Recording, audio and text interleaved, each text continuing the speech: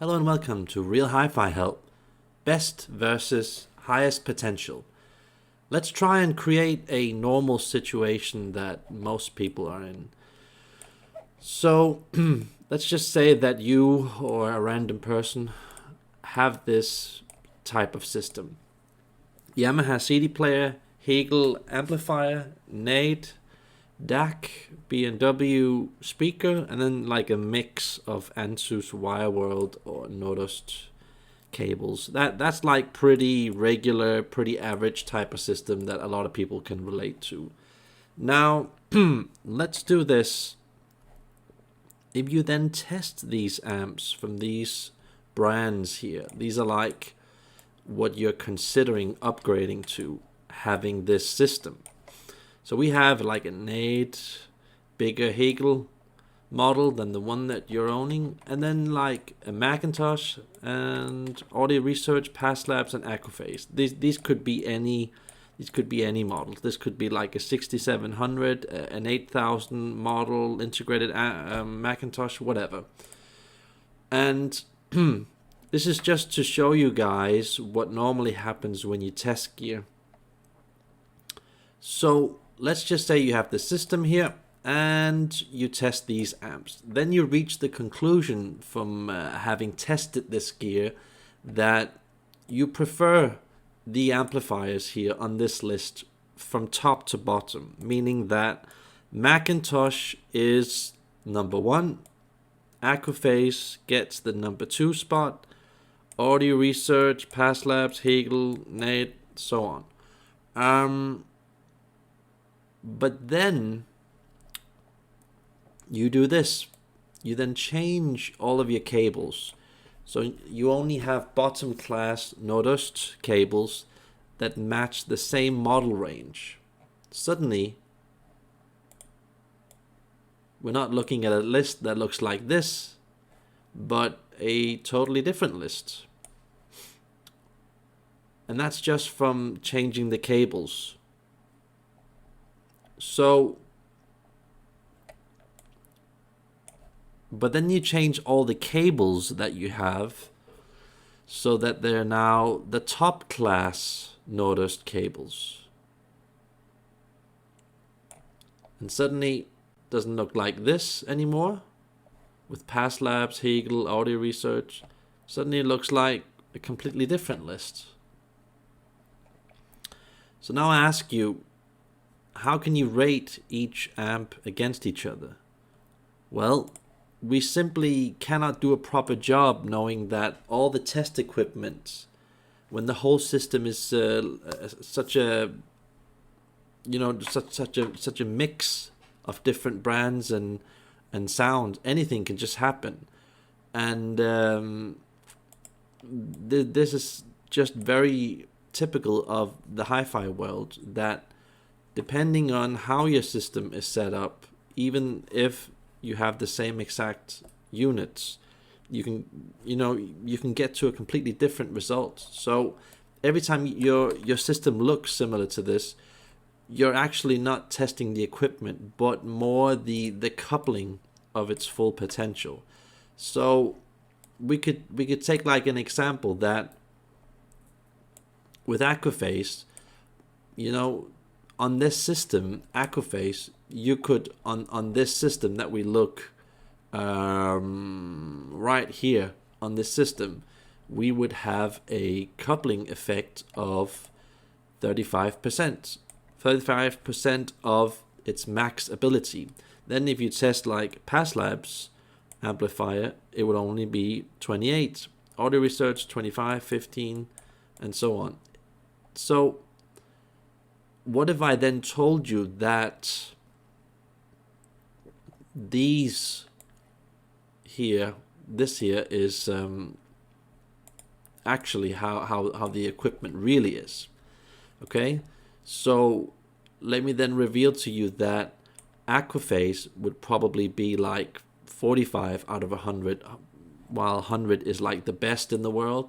And Nade would probably be like 38, and Hegel 32, Macintosh 30, Past Lab, so on. This is just to kind of tell you that we won't reach the same conclusion simply because the test equipment that we have put in that condition won't give us a proper result. So it can be difficult. You can borrow a lot of amplifiers, a lot of CD players, a lot of DACs, and you'll never reach the proper conclusion of what gear is really best. Where most of the times we're actually testing what is the best coupling with the gear that you have. So yeah, that's one of the reasons why people say that price doesn't always determine that it's better equipment. It generally does, but it's just a freaky thing to think about, that this is what really happens, you know. I just find that funny. But the lesson to learn is that what is the best gear will not necessarily show up in your system, because it's always about, you know, percentage of full potential. So yeah, we are basically testing the coupling effects, not what gear is best. Only when you provide a proper test condition for your equipment, then we are testing what is best. But yeah, like one thing you can do to simply control this a lot better, so that you're able to understand and predict gear a lot better, is just, you know, keep all cables the same brand, same line within that brand, and you know, you can make them yourself. Use the same wire and plugs all over the place in your chain. It just gives you a more honest, real response, and most times also more stable response. So. And then, yeah, we want to keep like the system units and speakers, everything just like the same brand. And this is how, let me just demonstrate that for you, how that looks like. So we then change the system. We then give you a system that instead looks like this. So we have like an old Aquaphase CD player, old amplifier, old DAC, and then we change the B&W speaker, not to something that's, you know, old and pathetic. We change it to something like a new top model D3 800s, which is a lot better. And then we just give you a lot more consistency by giving you the same type of speaker cables. So suddenly, yeah, then you're hitting the right, you know, the right result. Then you can hear how everything belongs together, what everything's doing. It just gives you a much better result. But yeah, if you had like an old 30-year-old B&W model, it could look more like this, you know, so that everything that you test is more the same. Notice the fact that this is 25 instead of 18, and this is like 45 at the top here instead of 38. That's because when you test bad equipment, when you put it in like a combination like this, everything just gets like squashed together and performs pretty much in the same generalized way. So it makes it more difficult figuring out what is what. So conclusion: truth exists on many levels, and it's primarily about testing coupling effects. And then when we reach a much higher level, then it's about testing, you know, how gear really is, you know, if this amp is better than that amp, because then we like provide a testing condition that is so much on such a higher level that it just makes it a lot easier figuring out exactly what the equipment does, because it's just going to be like a soup of sound that goes on in your system.